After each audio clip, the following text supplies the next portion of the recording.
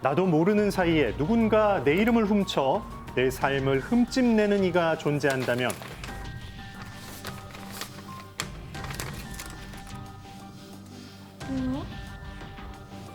당신에게 만약 이런 일이 생긴다면 어떨까요? 피해자가 의료인 자격을 적극 이용하여 환자의 개인정보를 취득, 수집한 범행으로서 세무 당국까지 쉽게 속아 넘어간 매우 치밀한 범죄 행각입니다. 오늘의 이슈 추적은 이름을 훔친 한 여자의 이야기입니다. 2020년 5월 종합소득세 신고를 앞두고 있던 피해자는 마침 세금 신고 우편물을 받게 됩니다.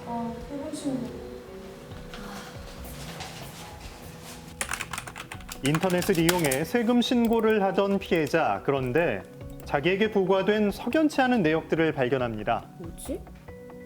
사업소득 460만 원? 왜? 무슨 일 있나? 내가 무슨 사업을 한다고 벌지도 않은 소득에 대해서 세금을 내래. 그게 무슨 말이야? 어디 봐. 진짜네? 지금까지 괜찮았던 거야? 잠깐만. 그동안 부과된 세금 내역을 확인한 피해자. 이게 대체 무슨 일이야? 이거 네가 남의 세금을 내고 있던 거잖아. 피해자에게는 수년간 타인의 세금이 청구되고 있었습니다. 대체 어떻게 된 일일까요?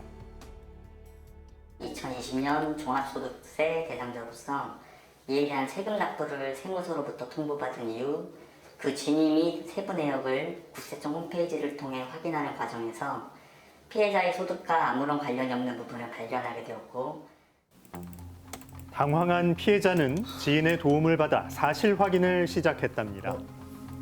여기 담당자 연락처 있네. 얼른 전화해봐.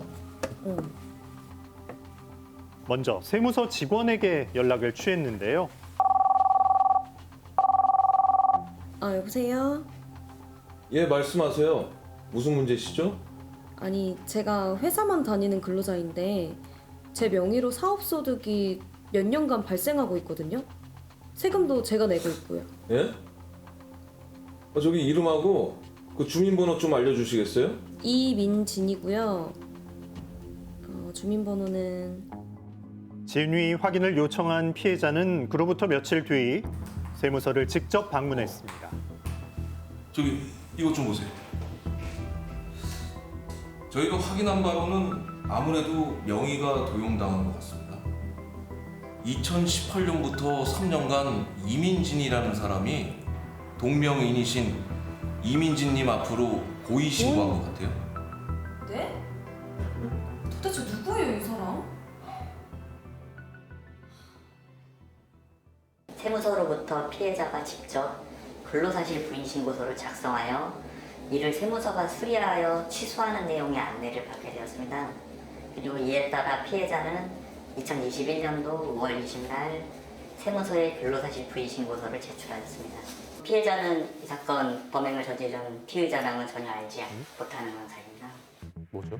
그럼 피해자의 개인정보를 어떻게 취득했을까? 그러니까요. 이후 드러난 충격적 사실은 명의를 도용한 A씨가 한때 피해자가 다닌 병원 의사였다는 것. 심지어 그녀는 수만 명의 팔로워를 보유한 SNS 유명 인사였습니다. 2012년도 3월부터 2013년도 2월 말 사이에 취득한 피해자의 개인정보를 무려 5년간 그냥 그대로 가지고 있다가 2018년도에 이르러서 주민등록번호를 그대로 머릿속에 있던 걸 기억을 해내서 그거를 이제 3년 동안 탈세 범행에 사용했다고 주장하고 있는데, 이름이 같다는 이유로 범행 대상이 됐던 피해자와 이름이 같다는 이유로 타인의 명의를 도용한 의사 A씨. 이런 일이. 보시는 것처럼 A씨와 같은 이름인 피해자 명의로 발급받은 사업소득 명세서엔 실제로는 A씨의 사업소득인 4건에 대한 800만 원 이상의 금액이 신고돼 있습니다. 그리고 이 과정에서 A씨의 범죄 사실이 또 하나 드러나는데 바로 신분증 위조입니다. 큰 범죄를 저지른. 이제 피해 사실을 저희가 알게 된 이후에 세무서에 이제 물어봤죠.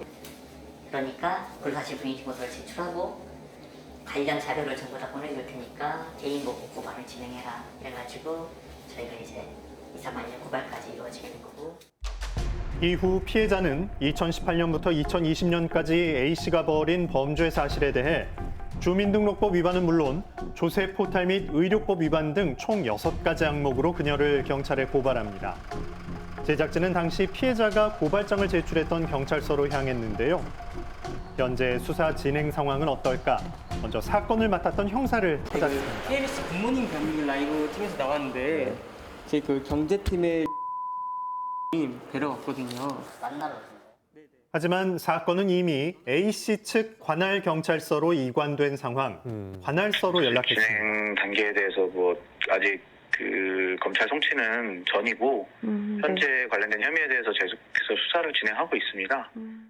유명한 인플루언서이자 현직 의사가 자신이 근무하던 서울 소재 대학병원 환자의 개인정보를 취득, 수집한 범행으로서 세무 당국까지 쉽게 속아 넘어간 매우 치밀한 범죄 일각입니다. 아유, 잘 지냈어요? 되게 오랜만이네요. 내가 우리 선생님한테 선물 하나 갖다 드리려고.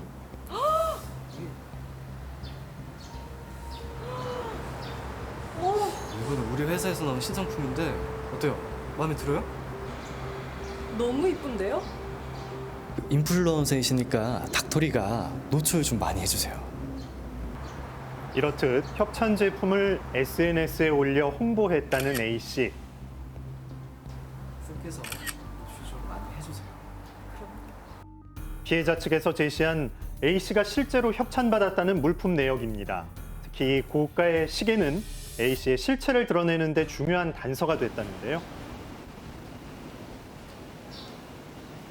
네, 대표님. 다름이 아니고 그때 그 시계 말이에요. 그게 단가가 조금 나가거든요. 그래서 세무 신고를 해야 하는데 주민번호 좀 알려주세요. 네. 근데 제가 지금 너무 바빠서 이따가 신분증 사진 찍어서 보낼게요.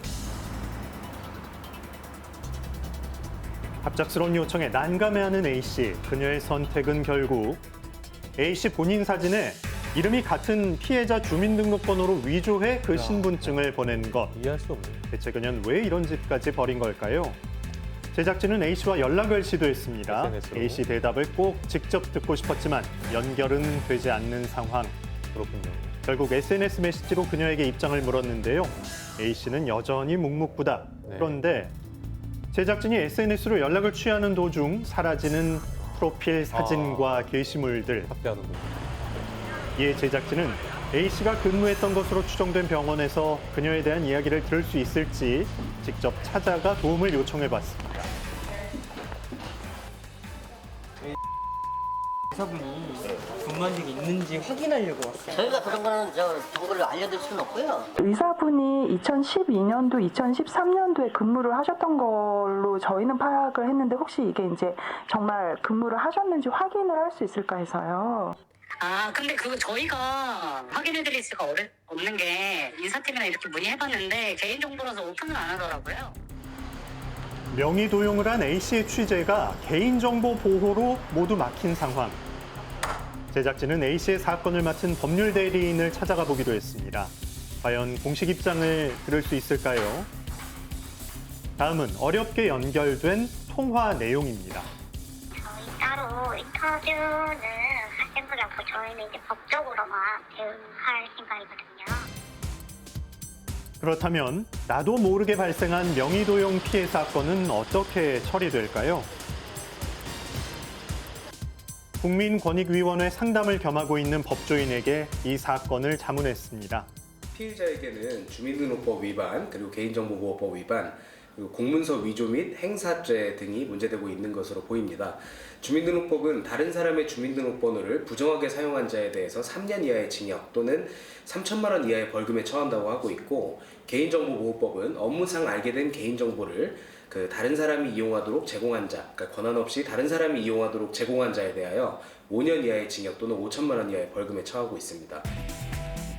우리가 묻고 싶었던 건 단 하나입니다. 같은 이름 뒤에 당신이 숨기려던 게 과연 무엇이냐는 질문. 돈, 양심, 어쩌면 스스로도 부끄러운 당신의 지금 그 민낯이 아니었을까요?